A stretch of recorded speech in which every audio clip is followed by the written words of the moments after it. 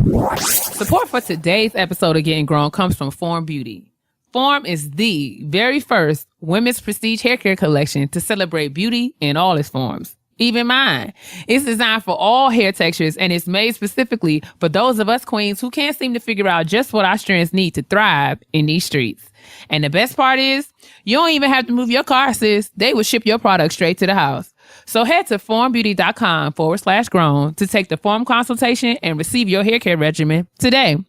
Use our link and get 10% off your order. Cause we got you. That's Form, FORM, beauty.com/grown. Now, let's get to the show.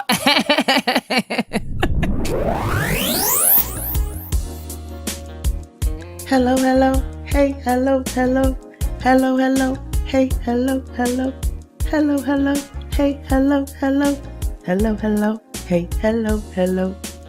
No? No. You don't? I don't remember. What is that? That's Erica. Oh, it is. Mother do. What's going on, sis? Oh, child. I'm doing all right. Can't complain. How you doing? I'm all right. Welcome back to another episode of Getting Grown with Jade and Keia. You better sing it. Thanks for tuning in to another episode of our Folly and Foolishness as we try to figure out adulthood, fumbling all the way. Yeah, everybody doing all right this week. I hope everyone's doing well. Shout out to everyone who listened to last week's episode. We've gotten such great and positive feedback from us talking about our mamas and how we're turning into them. We definitely have. So many of you all have tweeted us, emailed us, messaged us on Facebook. We saw all of you, and we're glad that, you know, the episode was able to resonate with you a little bit. We'll definitely try to pick up that discussion maybe at a later time because it seemed like there's so much more. Yeah, man. And we're going to continue to turn into our mamas and learn new ways that we are transforming. So I'm sure we'll have lots to talk about in the future. Yeah. And shout out to even those people who reached out to us and let us know that they lost their moms at early ages, or they, are struggling with strained relationships with their moms. You know, and we're glad that you were able to listen to the episode and still find something to connect to and listening to it. So shout out to y'all as well. Thanks for listening. And what we want to talk about this week, sis? Lots of foolishness on the internet. So much foolishness on the internet. And also, we're going to slide from that into how we can manage our stress, because there is a fellow Black woman in the streets. I would say debatable, but it's not. Who is dealing with a lot of stress right now. I'm not sure where you're going, but I'm going to just follow along. Tiny. Poor Tiny. Is it poor Tiny? It's really not. It's really not. It's really not poor Tiny, because Tiny has made poor decisions. I'm not feeling poor Tiny at all. Nothing about me is feeling sorry. Not really. For Tamika. I don't feel sorry for Tamika. Not really. Not really. I did initially, but then we'll get to it. I felt bad for her at first, and then it went away because she just wiped it all away clean. So T.I. I'm sure we all have seen T.I.'s birthday message. His heartfelt, and I say heartfelt because he sincerely meant the bullshit that he said.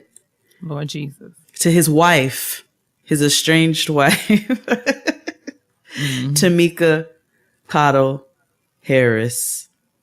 So what we're going to do is we are going to read T.I.'s problematic Instagram post. Help us, God. And we're just going to dissect it a bit.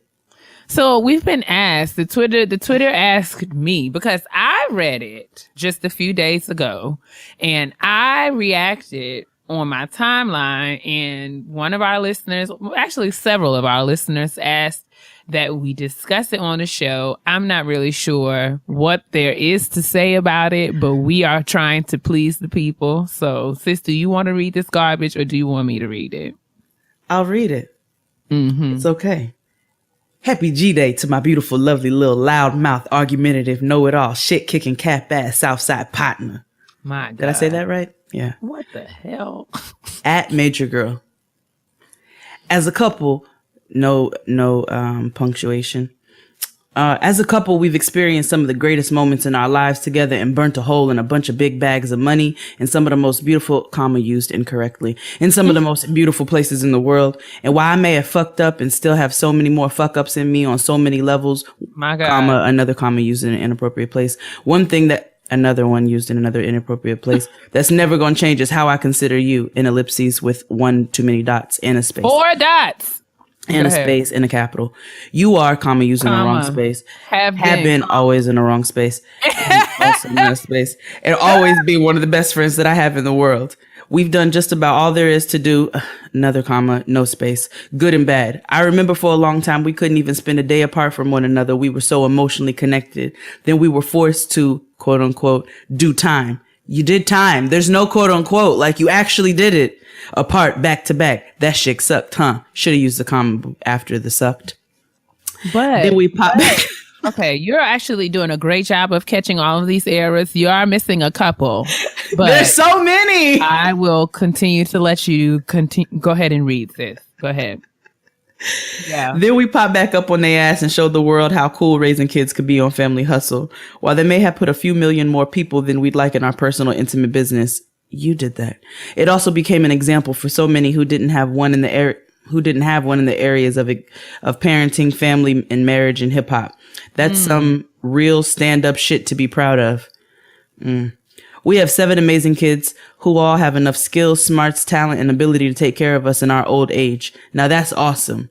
And while most of these nosy, no business having, overly opinionated, fake Karen ass people would see it as a breakup, I see it differently. In my eyes, we didn't break up. We evolved into something unconditional. A relationship that supersedes fidelity. What? Say that one more time. Say that one more time, please. Let me say it for the people. A relationship that supersedes fidelity. Physical presence. Or any other disagreement we may have faced. What we have is stronger than the bullshit, and for that I'm thankful. We've taught each other things that allow us to continue to raise hell and kick shit for many moons. Keep pressing your line and polishing your shine, Mrs. H. Wow. Enjoy this day. That's a celebration of the day the Lord gave us you. Fascinating. Kick big shit for that. With eternal love, respect, no comma, and admiration, tip Big Daddy, King Senior, Mr. Harris, hashtag happy birthday, Mrs. H. Woo! I am overwhelmed. I'm exhausted. Before we talk about it, can you read her response? I will do my best to do that. Okay. Tiny responds, "Oh, Big Daddy, can't do nothing but say I will always love you forever and a day!" Exclamation point. Always said you, the letter, not the word, were the man to make all my dreams come true. My one of a kind king/partner, LOL, ... Not ... just 2 dots. All right. 2. I'll let you slide this time with that one. 2 exclamation points. Anywho. Thanks for capital everything. Not all caps, just the E. Just the capital E everything, especially those 7 kids, ...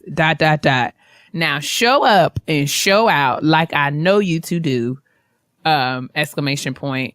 She left another comment after that said, "You still my king, Mr. Harris. They should all know that," with some emojis in there.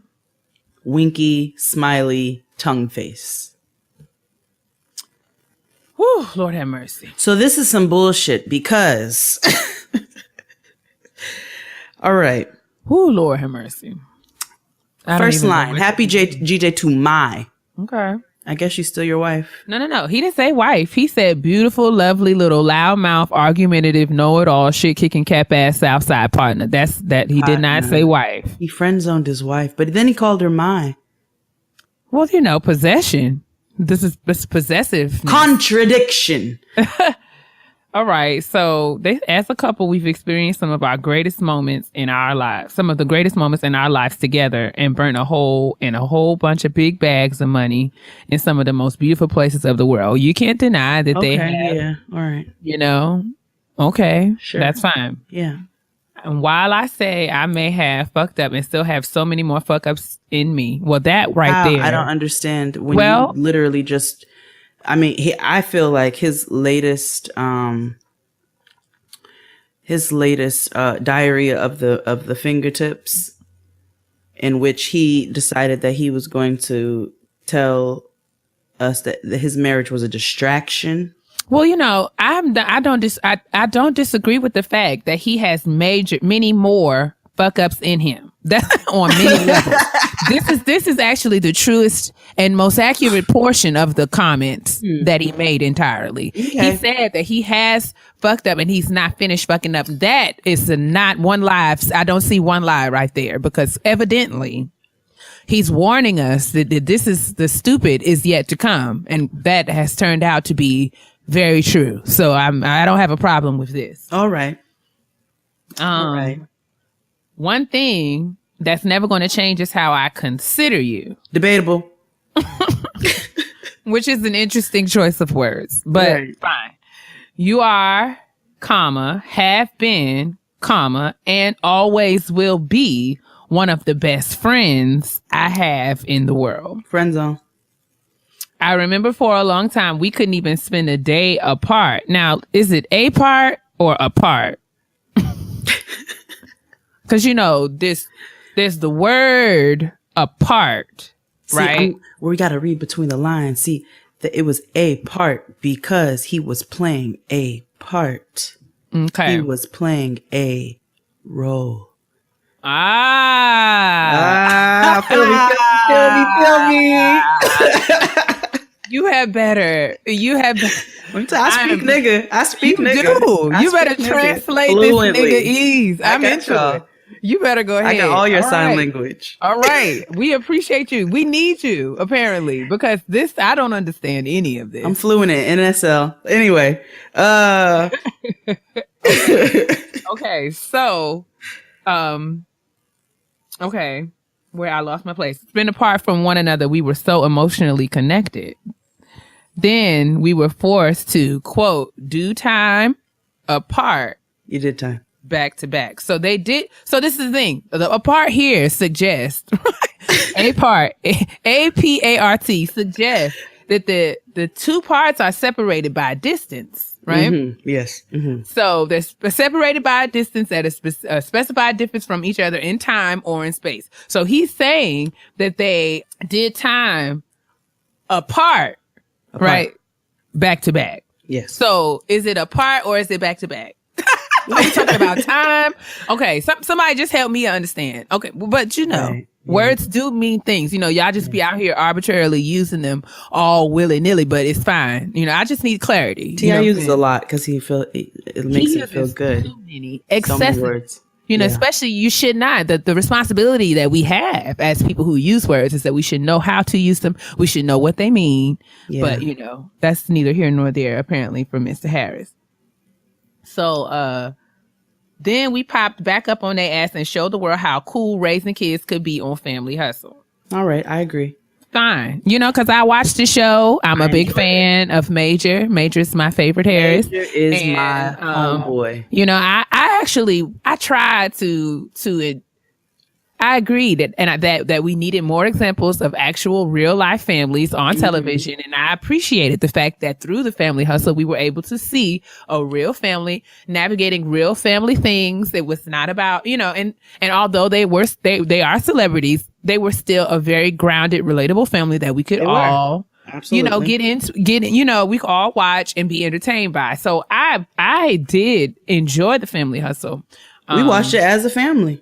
We did. I liked how, you know, T.I. always spent time with each one of his kids. Each one of his kids got time on camera. It was never any, you know, breakaway stars. You know, I thought it was nicely done. So this is why, because of my love and appreciation for the Family Hustle, this is why these comments are so hurtful and just discouraging to me.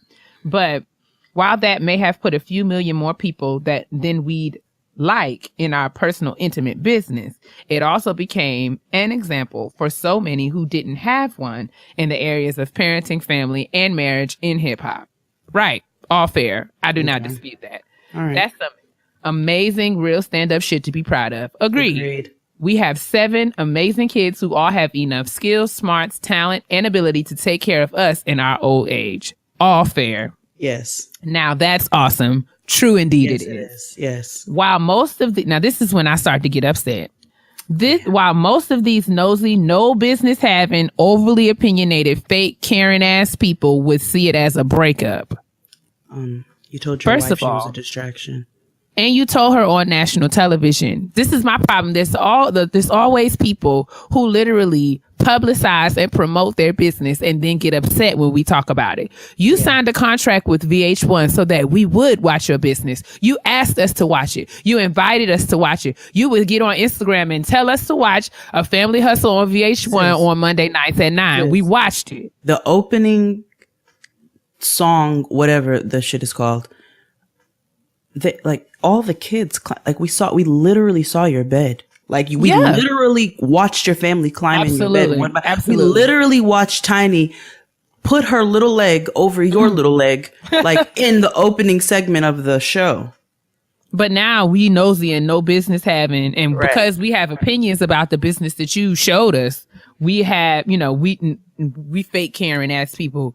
And although you actually said, I do not want to be married, my marriage is actually a burden and a hindrance to me realizing my optimal purpose and potential. You said that. Right. Mm-hmm. You said that. And because we feel a way about it, we wrong, not you. I'd like to point out the fact that T.I. and Tiny have been together as long as we have known about T.I. and Tiny. And I would like to say that T.I. has put out I'm Serious, Trap Music, Urban Legend, King, T.I. versus T.I.P., Paper Trail, No Mercy, Trouble Man, and Paperwork, all while being married to Tiny. I would also like to point out the fact that T.I. has subjected us to his acting in ATL, American Gangster Takers, Identity Thief, House of Lies, Get Hard, Entourage, Ant-Man, Roots, Pop Star, Never Stop Stopping, Sleepless, Tom Clancy's Ghost Recon Wildlands, all while he was married to Tiny. I would like to point out the fact that I know a number of T.I. songs in the entire time he was married to Tiny. Listen, I mean... That's a hell of a distraction if I ever... Okay, so we could just go there. It's an issue for me that he can say, okay, well, let me just keep reading. It says, in my eyes, we didn't break up. We evolved into something unconditional.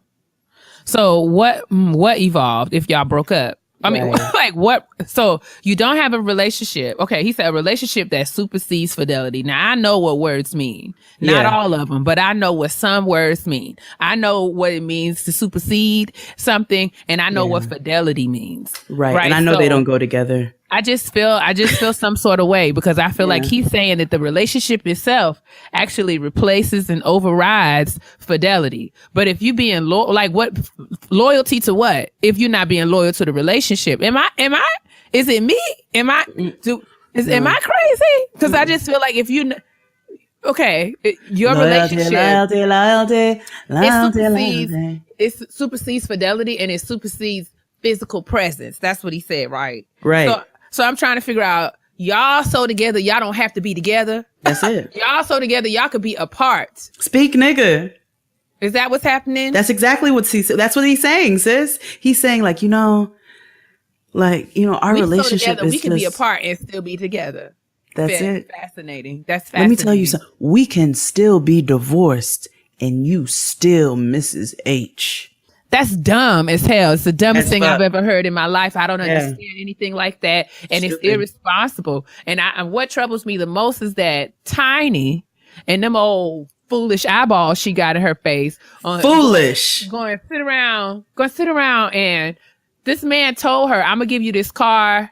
I really dig you. You like my best friend forever. But as far as actually doing right by you, I can't fade it. Right? I'm not interested in doing that. Listen, me actually being with you and doing right by you is holding me back. All that I'm supposed to be. So I'm just going to let you do you and I'm going to do me, but you can still be my wife. Yeah.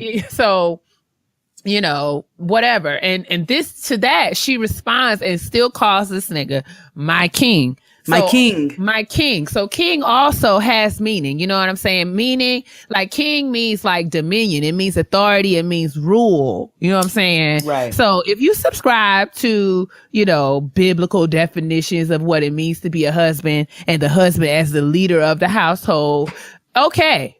All right. Then king might be appropriate for you.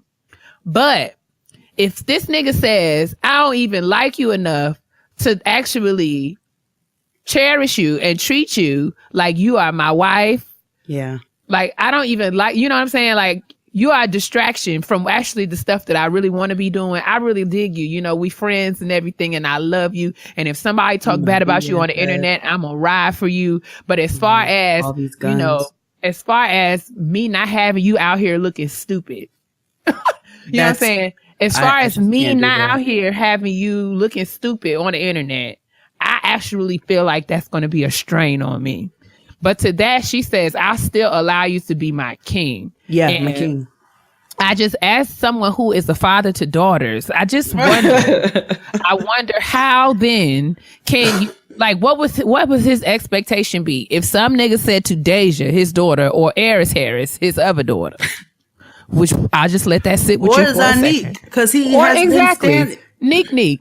If some nigga was to say to Neek, I don't, you know, we cool. You my nigga for real. But as far as me actually being willing to keep my penis outside of other bitches, it's way too much for me. I can't, you know, it's a lot for me to take on that responsibility. You know what I'm saying? I just want to be upfront about so my shit. I'm just going to let you know up front that I'm never going to tell you the truth when it comes to that. And I'm not going to be able to commit to you, you know, but I'm telling you, so we're good, right? Right. And I still want you to let me be you know what I'm saying, do what I want, to do what I want, to have free reign, to be your king and have free reign in your life, in your body. I want to be your leader. Your pockets. I want to lead. I want to be in control over you. I want to be an authority over you as your king. Let me tell you something. Niggas are so selfish.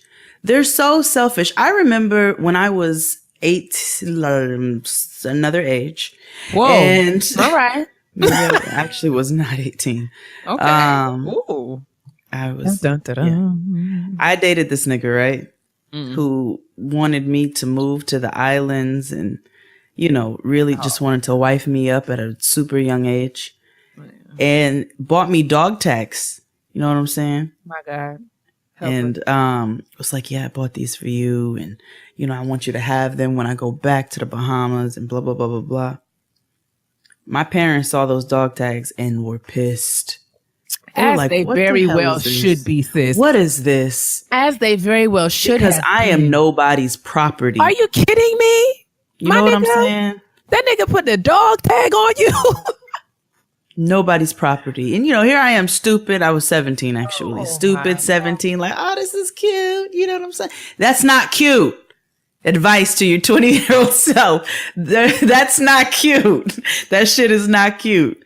So, Tamika, that shit is not cute. And I'm not just talking about your ridiculous ass eyes. Because that shit is not cute. That shit, like that response, King Senior, Big Daddy. It makes me sad because on her own, by her own rights, her own merits, her own talent, her own money. On her own. Sing, Patty. Her own resources. Tamika is a force. And she was a force. Again. Girl, you got one more time. She was a force before T.I. and his rubber bands came around. You know what I'm saying? Wild as the Taliban. Wild as the Taliban. 9 on the front. Literally 9 in his right and a 45 in his other hand. That's the problem. He told you it was a prophecy. He told you what was coming. And he told you ahead of time. He said, hey girl, 9 in my right, 45 in my other hand. And you know what she did? She still kept riding for him. And her ass caught a case for him. Caught a case. Popped out babies for this nigga. And you are a distraction. But wait, I'm saying that it makes me sad that Tiny, as a businesswoman, as a woman, is successful outside of her relationship to her husband, right? Yes. I feel like, and I'm not even mad. Like if he was doing right by her as a husband, I wouldn't be mad at all about the whole "my king" comment. But I feel like with titles come responsibility. Like, you know what I'm saying? Right. That nigga has not been, and has, as in the public eye, he has been irresponsible with her and made her look stupid on several occasions. And it makes me sad that she would negate all of the work that she's done on her own by her own rights and still call this nigga my king. Like, he don't get to be your king no more, sis. He doesn't deserve that. He don't deserve. And it's irresponsible to me because, you know, not only are Tiny and T.I.'s daughters watching, but all the daughters of America are watching. And it just makes me sad that women still, you know, will at their own expense chase a nigga. And I'm not anti-nigga. I'm not anti-relationship. I'm not anti-husband. I'm not anti any of that. This is not about feminism. This is more about, like, you know, respect and words meaning things, and just like, don't be with people that don't even acknowledge you and don't value who you are and what you bring to the table. That's it. Don't have me out here looking stupid.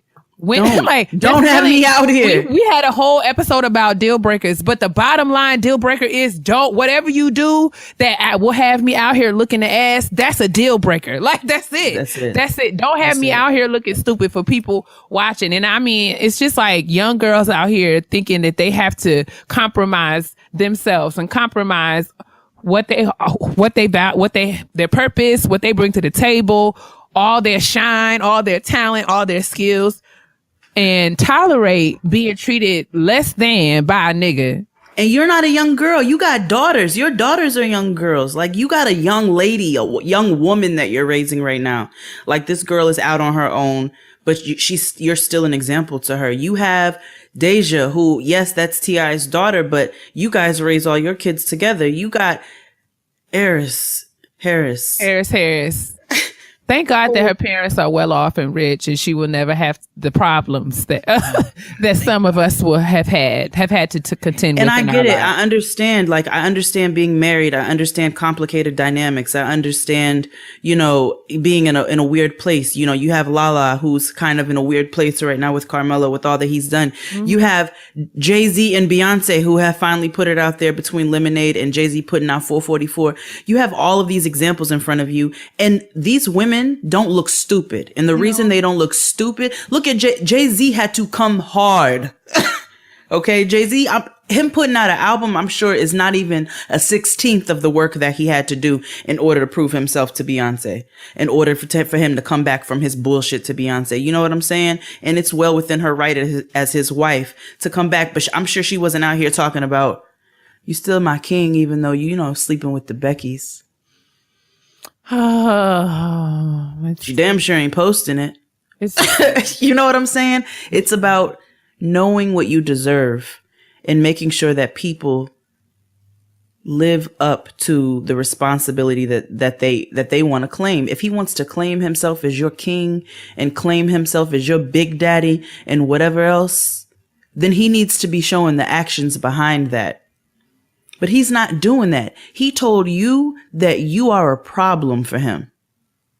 But he still gets to be your king. You need to go to therapy. I just wish that we would just do a little bit better. And I mean, I don't know. I ain't even nobody for real. But I honestly know that there are people who watch me and look to me as a role model or an example. I ain't even nobody, like, legit. Like, I ain't even nobody for real. But I'm just saying, I'm conscious of the fact that the things that I do, people observe and may or may not use that information to help them make decisions in their own lives. And I'm not talking about on the internet or on no national scale. I'm talking about the students who I interact with at work. I'm talking about people who you know, young girls at the church. Like, I acknowledge that there's a responsibility that comes with me being me.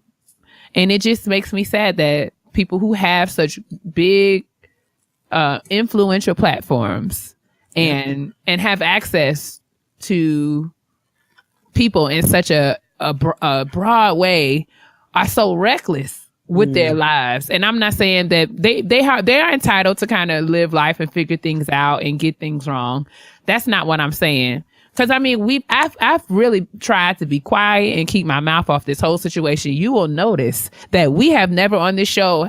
We didn't even really talk about when the episode aired and T.I. gave Tiny that car and basically said, I don't really want to be with you, but I'll ride for you forever. Like, we didn't talk about that. We didn't. We could have, but we didn't, because I'm trying to be respectful of their family, respectful of this very difficult time in the lives of them and their children. And I try to keep my mouth and I don't know all the details, but I just feel like this is blatant outright. Like, this is crazy. This is crazy on such a flamboyant, extravagant level that I could not keep my mouth shut. Nah. Especially when you out here using words wrong. Because I take personal offense to that, because I know what supersede means. I know what fidelity means.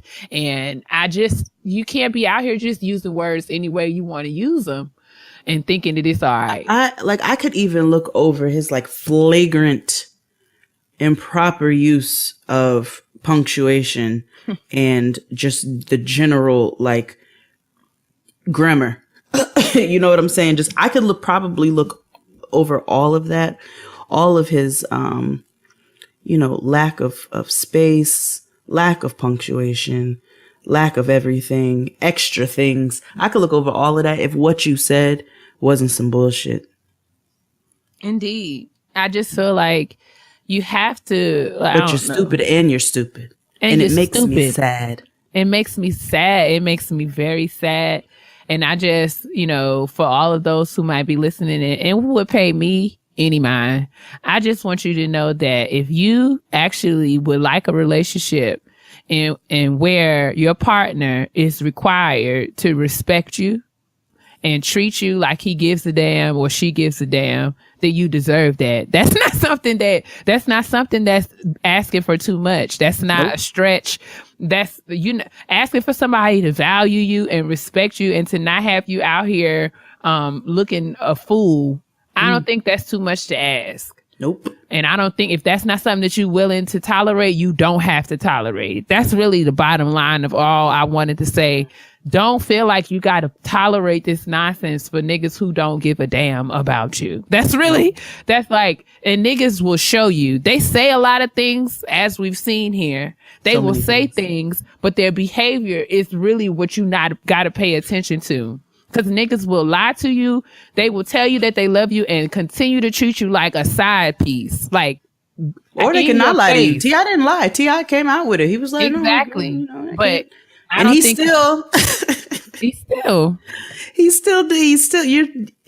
stop. Girl. I don't know. I don't know. If you take anything away from us talking about this nonsense, you don't have to tolerate niggas treating you any old kind of way. And you don't. It's fine. I promise. I promise. But if you content and you good, hey, have at it, live your life, prosper. But I'm saying if it's a problem for you, you don't got to take it. Hebe Oshanda, hey. Moving right along. What? Unknown tongue. You better go ahead. My sis is popping right now, like. This week we have a shout out to my sis and a shout out to my brother. Yeah. We're going to shout out plantedorganics.com. Chef Royce, I think this is Souvenir, has come out with a handcrafted, no salt, vegan, gluten, and preservative free salad dressing line. He sent me a sample of 4 different dressings and marinades. Oh, did he? Cayenne mango. I'm gonna let you raspberry oregano, watermelon basil, and coconut ginger. And let me tell you all, they are everything. I have used them as dressings. I have used them as marinades on fish and chicken. So delicious. They're You can check them out at plantedorganics.com. He puts an expiration date on the bottle. Very organized, very professional, super professional with the packaging. So I definitely want to shout him out and tell you all to check out plantedorganics.com. Plantedorganics.com. We'll put the information in the description box. But before we move on to the next shout out, sis, can you just remind me of this young man's name very quickly? Chef Roy Souvenir. Chef Roy Souvenir. Chef Roy, could you please sit down in my office for just 1 minute? I have a question for you, Chef Roy. I think it's fascinating that Jade received samples of your salad dressings and marinades, and I did not. I would have you to know that I, too, enjoy salads. I, too, enjoy marinating my proteins so that they would be magically delicious. And I just feel slightly, I feel slighted, to be honest. I feel quite slighted that I did not receive a sample of your very tasty marinades and salad dressing. So if we could discuss that, I would very much appreciate it. Look at the packaging. I don't want to see the packaging because I didn't receive any of the packaging, myself, Chef Roy. Okay. So can we have a conversation about that at some point? My contact information, you can find me on Twitter. My DMs are open and available to you if you would like to let me know why I did not receive a sample, but Jade did. I know that Jade is a chef. I might not be a professional cook, but I too enjoy cooking and I enjoy food that tastes good. You know what I'm saying? I just would like to know, if it's not too much trouble, Chef Roy Souvenir, if you would just let me know why I did not receive the samples like Jay did. Okay? You did all but put your location in the tweet. I just would like to know. I would like to know because there are two hosts getting grown. Getting grown with Jade and Keia. Getting grown with Jade and Keia. Even though Jade is the cook, Keia likes to cook as well. I just feel like I felt slighted. I would like to know why I didn't receive any samples. Okay. But y'all be sure to go on over to the little website and get your salad dressings because Jay says they taste good. I don't know. But so when you come back and visit, I'll make you some salad and a protein. I'll use 2 of the marinades and salad dressings. They are definitely marketed as salad dressings, so let me stop. But I like to use them as marinades. I like to put them on my proteins. They're great for fish. They're great for chicken. They're great for chicken wings. And then because they're salt free, you are able to monitor the seasoning that you want to do and whatever you have going on. So while my sister's over here pursing her lips and making the angry black lady face, I just want to let you all know to check out plantedorganics.com and check out Chef Roy. Chef Roy, please send her some damn salad dressing so she can fix her face. I just want to know why I didn't get no salad dressing. That's all. I just had a question. It's just one question. If I could get the answer to that, I might feel better. That's all. If I had one wish. Not Ray J. Like some salad dressing. We have a shout out to my sis. We do. Bring it on. The next shout out to my sis was sent to us by Mr. Victor Jackson, also known as at Mr. Glamrock Soul. Victor writes, "Hey, Jade and Keia. My boyfriend put me onto the show when we started dating and I'm obsessed. Hey boo. Hey you and boyfriend. How y'all doing? I turned 32 at the end of the month and your podcast assures me that I'm not alone on a weekly basis. So thank you. Thank you, Victor. I'm writing in about my little sister, Aisha Jackson, who was recently cast as the standby for Anna in Frozen the musical. Historically, Toni Braxton has been the only Black woman to play a traditionally white Disney princess on a Broadway stage, but because she was already mother, nobody gave her grief. Don't do Toni like that. However, my sister called me in tears yesterday because of the hate that she's been seeing on social media towards herself and other African-American cast members. I didn't believe it was that severe until I saw that Media Takeout wrote a story about it this week. While we were on the phone, I encouraged her that God has given her this assignment to change history and break stereotypes for generations to come. I'm keeping her lifted in my thoughts and prayers, but I would love if you all could join me in helping to surround her with a community of love and light during this process. Aisha's Twitter is at starring Aisha. That's StarringAisha. And her Instagram is at gifted to sing, GIFTED 2, the number 2, sing. She is the sweetest person I know, so it hurts my heart to see her in distress about this, but I know purpose will prevail in the end. Victor also sent us a video of her performing Ragtime on Ellis Island, and let me tell you something. She sung her face. She sure did. So Aisha, girl, let me tell you something about these white people. They are going to continue to be upset. But what I want you to do is go out here and be the best goddamn honor. You know how to be. I want you to sing Frozen until the white folks start to lose nose hairs. Frozen until it melts. I want you to sing Frozen until all their faces crack just like the movie Frozen. Okay, sis, I want you to get out here and show your booty. I want you to sing until the people can't take and they're gagging in the aisles of the theater. I want you to sing until they look like a melted pool of vanilla ice cream. Okay, and what I want you to do is I want you to crack your knuckles and begin to throw shade right back at them fools who are jumping in your mentions with their hatery and disdain. Because what they will continue to be is mad, sis. Especially when you out here honoring on Broadway and they can't take it because you're sickening, sickening, sis. Okay, so what I want you to do is, I want y'all to go to Aisha's Twitter and Instagram. Aisha. Exactly. And I want y'all to just encourage her. And I want y'all to let her know that getting grown is listen, we just waiting. We sitting on the ready waiting for her to let us know. Because what we will do is we will continue to drag these people who have attempted to drag her. I want her to focus on her good singing. And I want her to do her good singing in this show because she is everything. Sing it down. Don't let them distract you. And I want to tell you something, Aisha. I have a 4-year-old daughter who I buy black dolls for her because I want her to know that that's what she needs to be having. You know what I'm saying? I want her to be represented. I want her to feel good about who she is. So in addition to us talking to her, we buy her black dolls. And the other day, she says to me, I wish Rapunzel was black. And I said, why? You know, even though I'm glad she said that. And she's like, because I'm black. I'm a black girl. I have black dolls. I want Rapunzel to be black like me. I said, well, then we can make Rapunzel black like you. She gonna have a fro down to the ground. Like, we can make Rapunzel black just like you.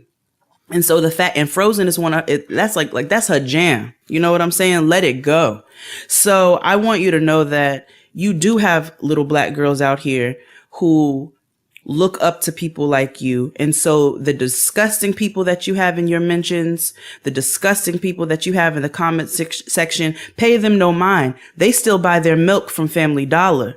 Okay? They don't mean anything to anybody. They've served no purpose in society, but what you're doing is serving a huge purpose, even more than what you realize. And so I want you to be encouraged. I want you to know that there are people out here who are rooting for you and cheering for you. And there are people out here who love the fact that you are representing something. And to all you idiots who said that it's appropriation, first of all, you don't have no culture. Let's be clear. And fucking animation and fictional characters is not culture. Yeah, black people can go into a Frozen Mind too, and whatever else the hell goes on in that goddamn movie, and whatever they do on that fucking Broadway show. But guess what she's gonna do? She's gonna sing her ass off, and you all can just be mad about it and keep buying stale cereal from the Dollar General because nobody cares about you or what you think.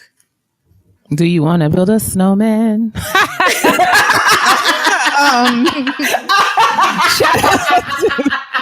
out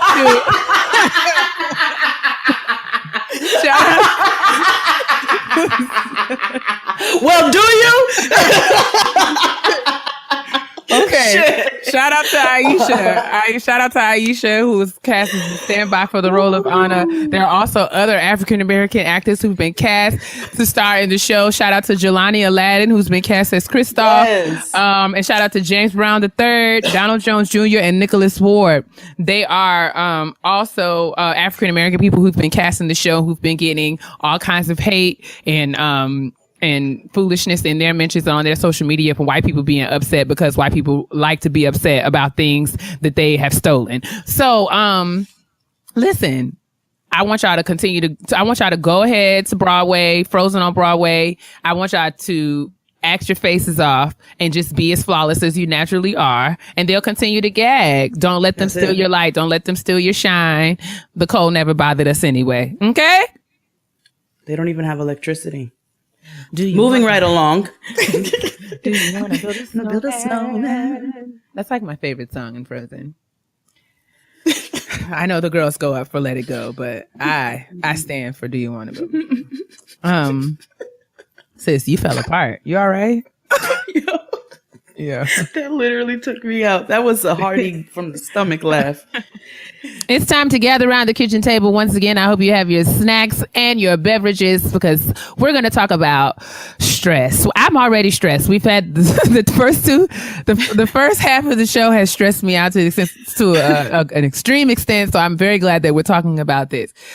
As we navigate being 30 something or just being an adult, we're constantly bombarded with things, unexpected things that can stress you out. So it's important, especially as African American people of color, like we're just constantly assaulted with things that will steal your joy and your peace of mind. And that right there will definitely wear on your body. So I wanted to talk about developing a process to get back to your peace of mind. Yeah, we have to have a process. When we stressed out, it's really easy to just allow the stress to just take us over.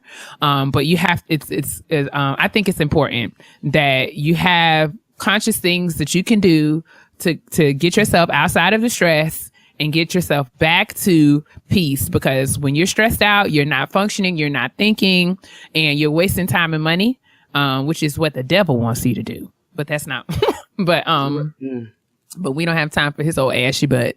So we have to think critically about what we're doing and how we can change our behavior to continue to be productive as we work toward whatever our purpose is in life. So sis, when you're stressed out, do you have things that you do that can kind of get you out of that place where you just like spiraling into stress? Yeah, I especially lately, because I've really been trying to focus on making sure that I manage my stress when I deal. Because again, I've spoken about this before, just in the food business in general, that's a very stressful business. It's a time sensitive business. It's, you have to be temperature sensitive. You have to make sure your food is at a proper temperature. You're not getting people sick. And at the same time, it all tastes good and that it's where it's supposed to be. You know what I'm saying?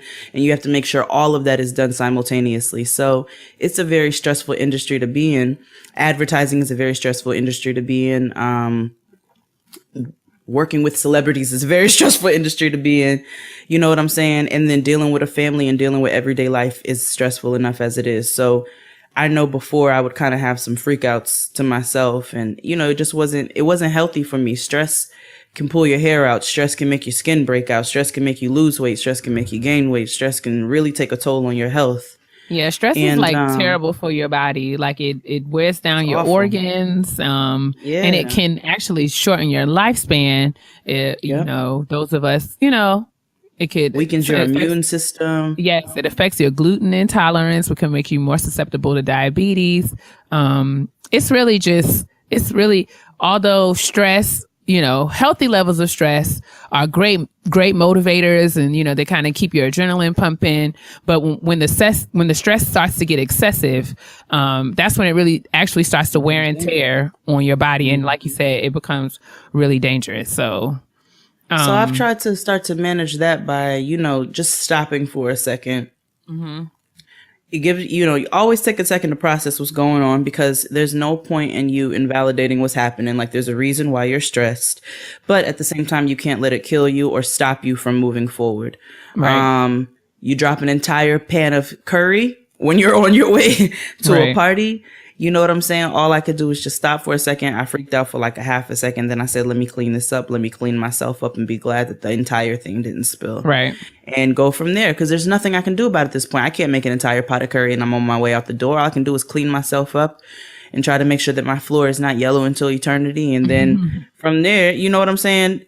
Try to manage it. So I've started processing a little bit and then trying to just take the steps to move forward past the stress that I'm dealing with. If it's a financial issue, knowing that I'll reflect back on other financial issues that I might have had in the past. And I'm like, all right, this is something that I can get past. I was able to get past the last one. It's stressful in this moment, but it's not going to last forever. Right. So those are just some of the small things that I'll do.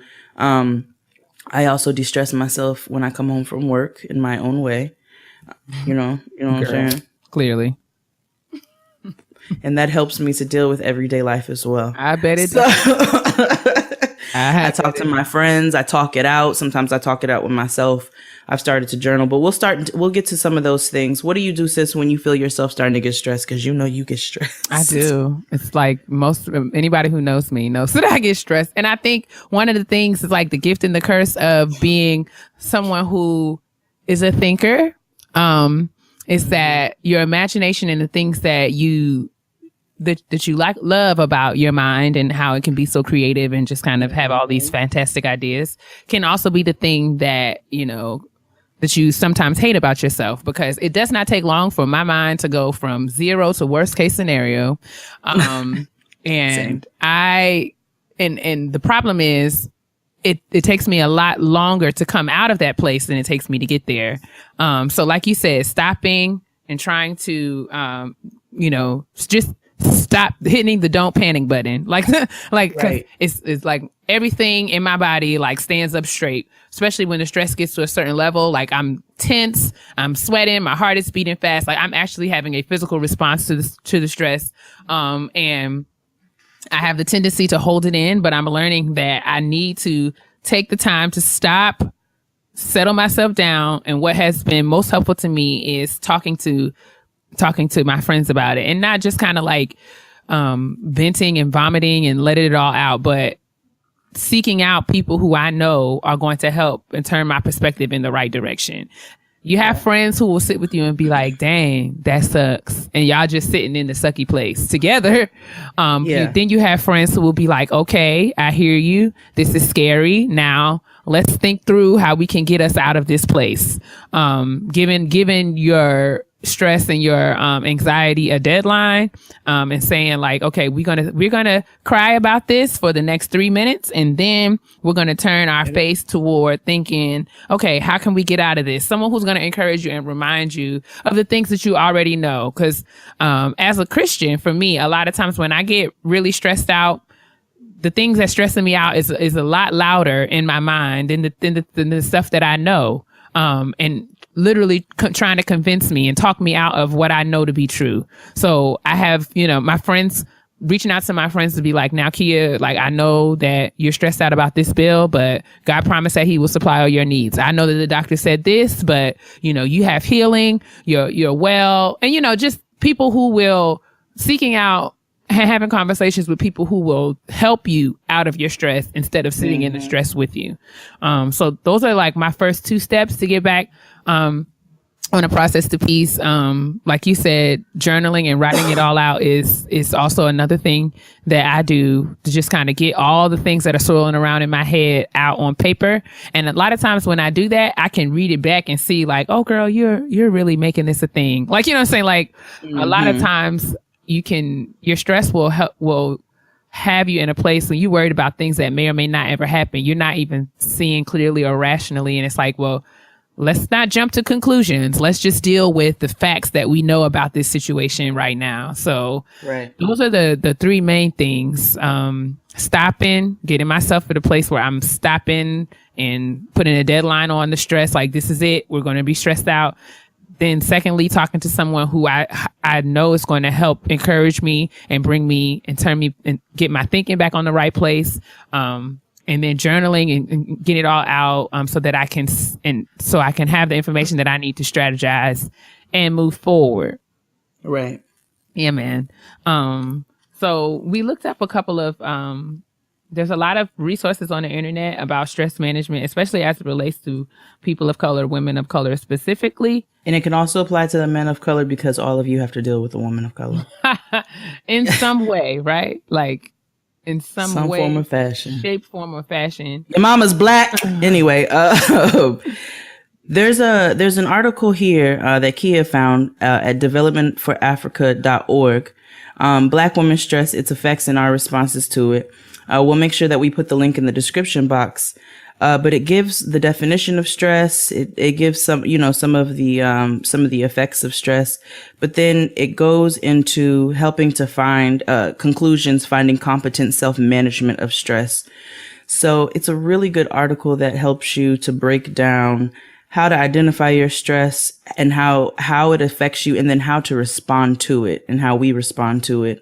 DiversityWomen.com also published some tips online as far as ways that African American women can kind of de-stress themselves. The first one is get moving. Exercise is a natural stress buster. So a lot of times, go for a run, go for a walk, try to get yourself out and moving, because that will kind of help to clear your head and bring your hormones and hormones back down to a place where you can kind of see things clearly and think about them.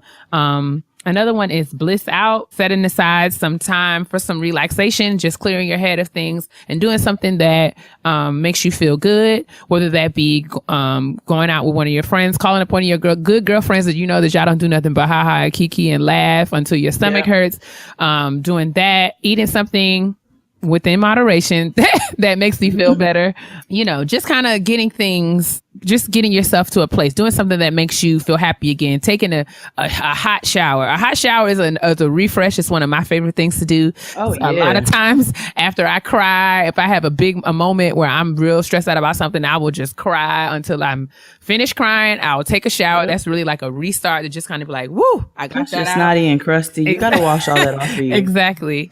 Another thing is keeping lists. So like we can sit down and kind of make a list of what you're after you've kind of processed your feelings, thinking critically and intentionally about what can I do to move forward from this place, making a to-do list, even if it's just making a to-do list to get your mind off of the stress. Because if it's something that's outside of your control, get your mind off of the stress and get back to the things that you can control. You know what I'm saying? Right. Like, what can I do? Okay, that's what it is. What it is.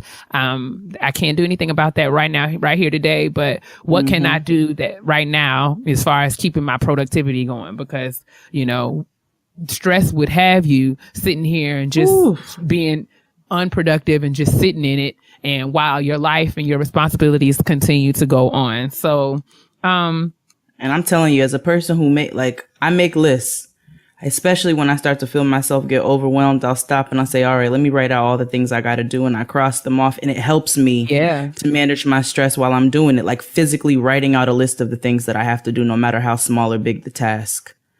Yeah. Unplugging is a good one. And also being mindful of yourself and mindful of your triggers. I've been reading a lot about mindfulness and, the power of having positive thinking and the negative effects of having toxic thoughts. So one of the things that I think is amazing about being a human being versus, one of the things that are so cool about us being people and not being like, dogs and cats is that we have the capacity to think about our thoughts. We can actually check our thoughts and train ourselves. It takes time, but we can train ourselves to weed out the negative thoughts and train ourselves to think positively. So sitting down and really thinking about, okay, what makes me feel this way? Why? Get into the root of things, and then thinking through and finding tools to kind of get to the bottom of what the problem is and figuring out how to address it. And that is oftentimes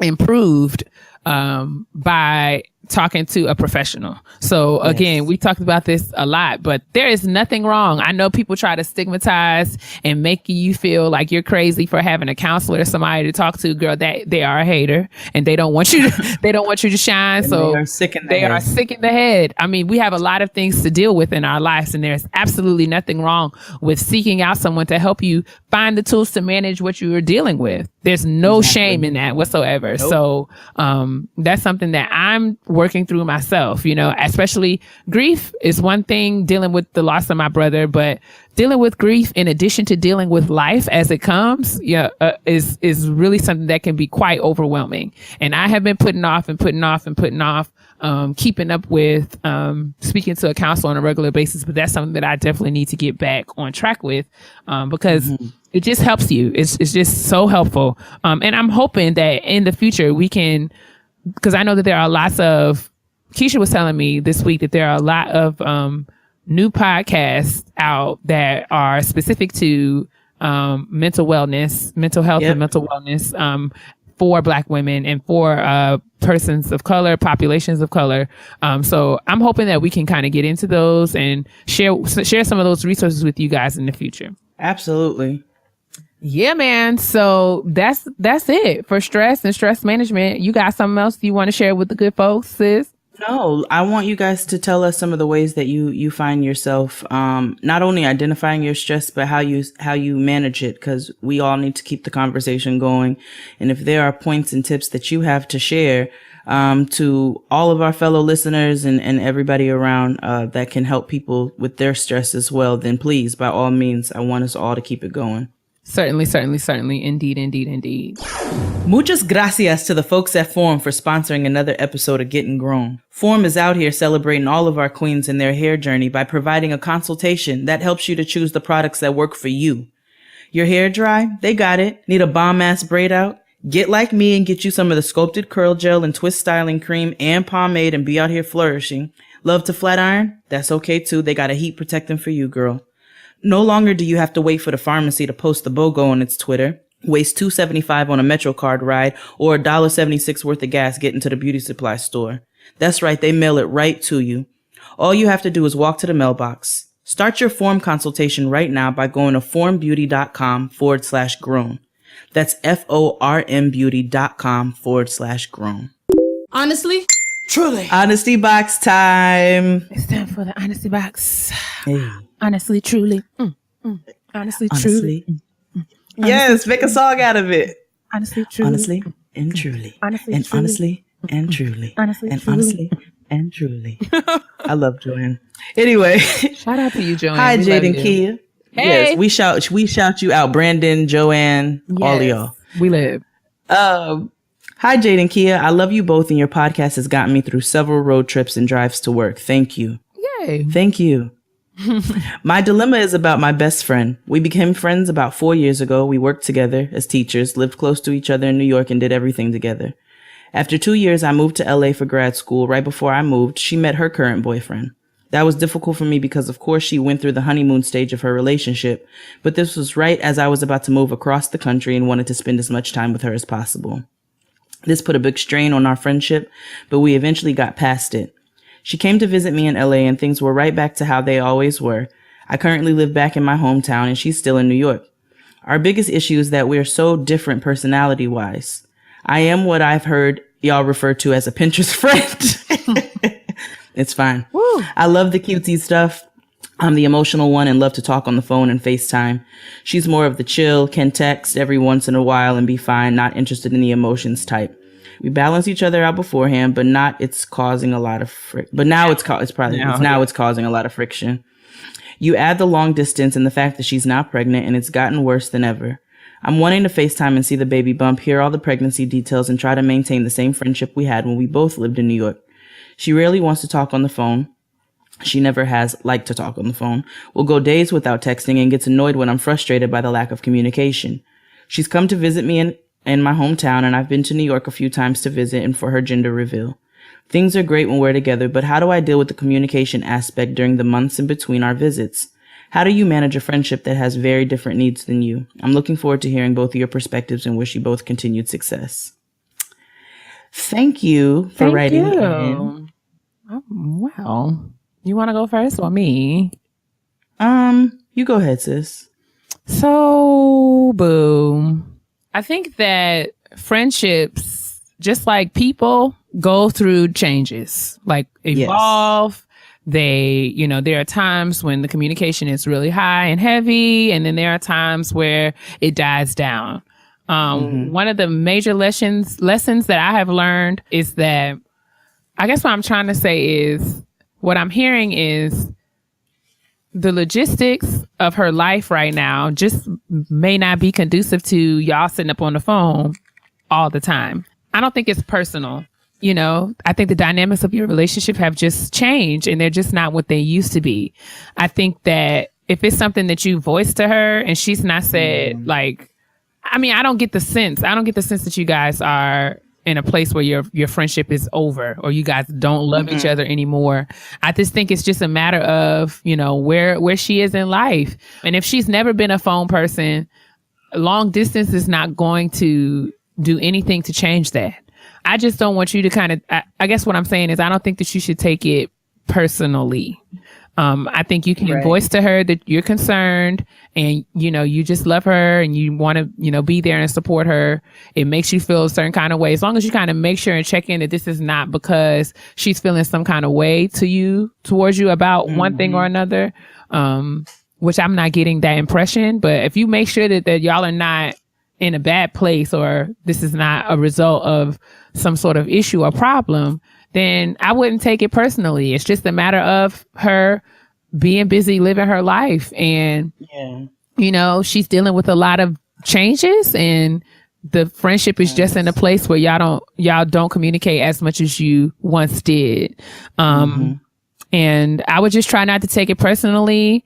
Try to make sure that she knows that you're there for her and you want to talk to her. Continue to reach out when you get the urge, but don't take it personally when she can't talk to you for as long or can't talk to you at all.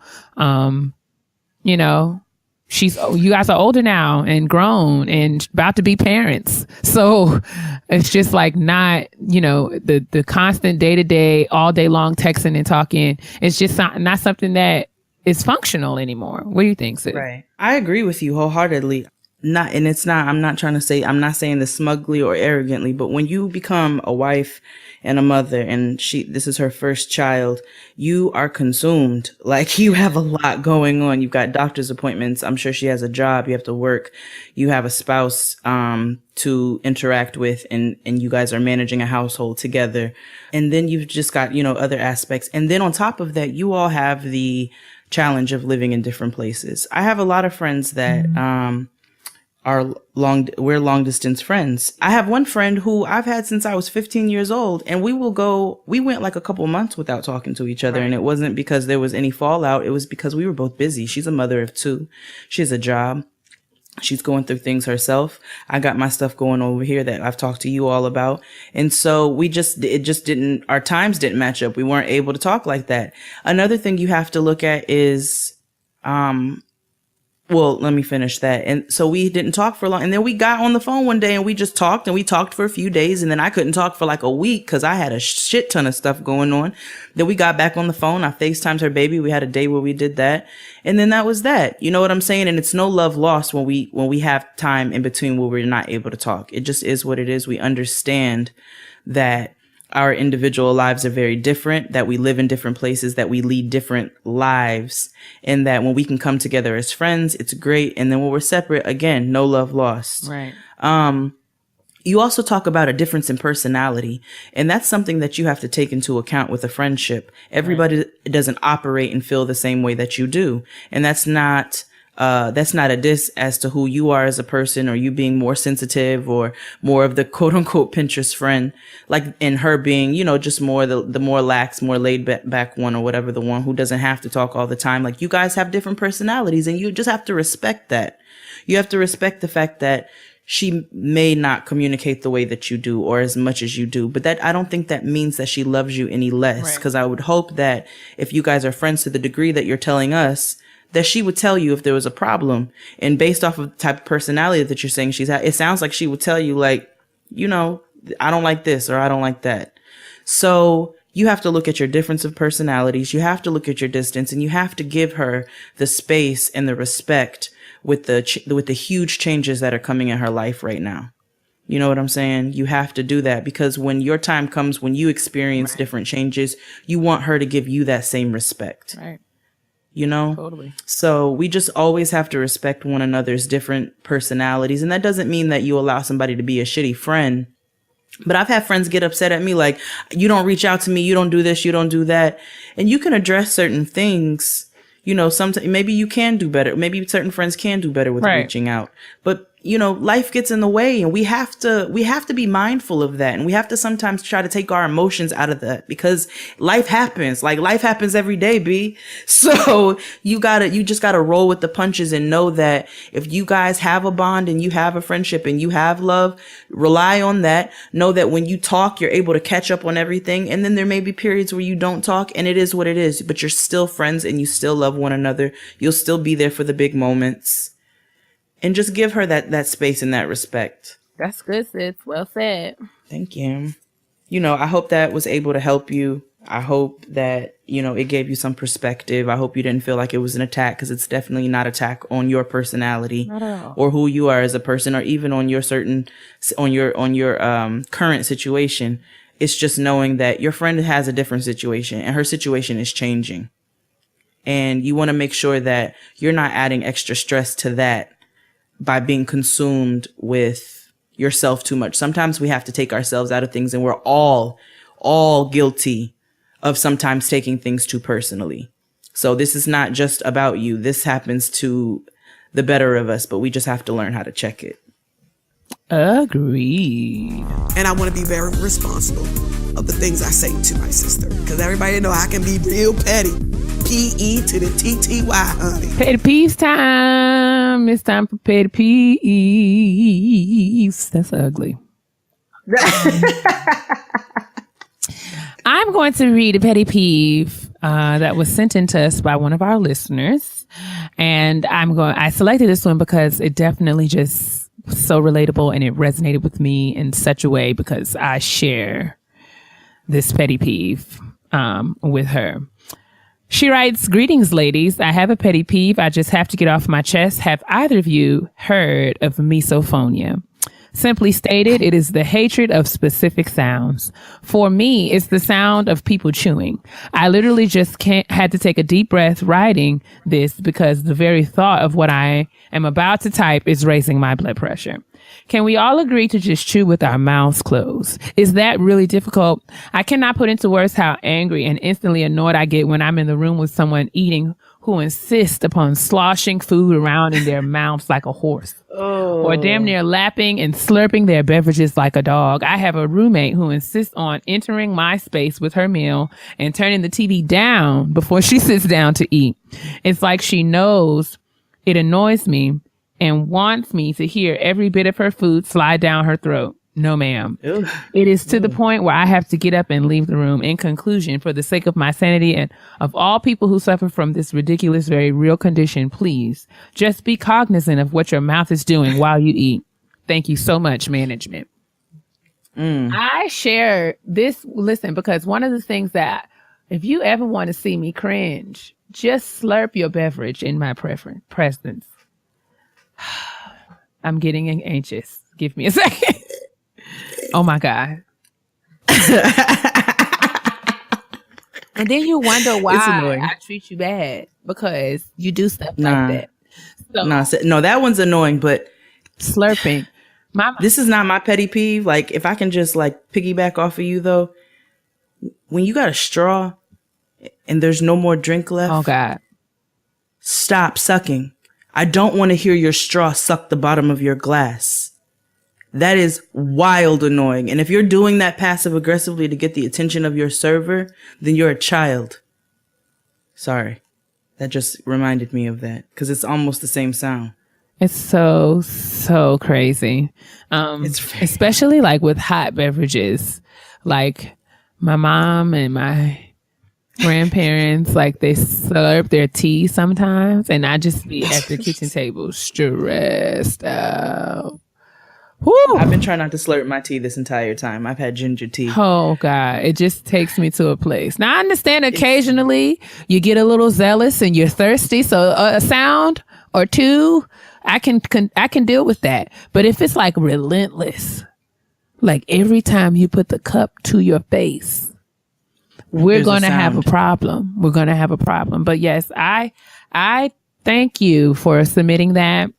Misophonia is certainly a real condition, and I wish that those of you who actually slurp and chew loud and smack, I wish that you would acknowledge that and just be a bit more respectful. Cognizant. Yes, be respectful to those of us who might be dealing with this very, very real issue. Go ahead, sis. What's yours? Cool. Mine comes from another listener, Brandy, who says, and you know, we have so many petty peeves about just y'all etiquette, are petty. I love it though. It sits in my spirit as well. I work in a hospital and I cannot stand when the elevator door opens and people are standing right in front of it as if nobody has to get off. Step back. You will get on this elevator before it closes. Let me out. Listen, we talk about this is so universal. Everybody takes an elevator, everybody takes a lift, whatever you want to call it. This is also applied with the door, how the door works. Let me come out before you try to come in. Train doors. Let me get off before you get on. The bus. Stand to the side and let me get off before you get on. Get from in front of the entryway. I don't understand why people think that is okay. They are constantly on their phones. They do not have any awareness as to anybody else around them. And it includes them standing in front of the elevator. It is one of the things that irritates the life out of me. People who try to come in before you go out of the door also irritates the life out of me. I had a white boy in my building the other day because I have a bunch of millennials who work in my building who clearly have no parents. And I'm coming out the door and this nigga like brushes past to hurry up and walk in. I had to turn around. I was like, that's not how it works, buddy. It's not how it works. So this petty peeve really set in my spirit. Thank you, Brandy. Yeah, man. And thank you to everybody who wrote in last week, everybody who's continued to rate us and write us and like us 5 stars and all of that in between. Shout out to all of the listeners at Curl Fest yesterday who came up and spoke and said hello, and all of the ones who gave me their well wishes and their apologies about what happened at Noah's birthday. It made me laugh, but it also felt good because I was like, fuck them. So thank you all who came up and who said something. I'm sorry that I was racing around like a chicken with my head cut off, but I appreciate you all taking the time to say something. And give Keia your love as well. Indeed. I appreciate it. I wasn't there, but y'all are so nice. Send me some salad dressing. I mean, it's only right. Can I have some salad dressing? Please.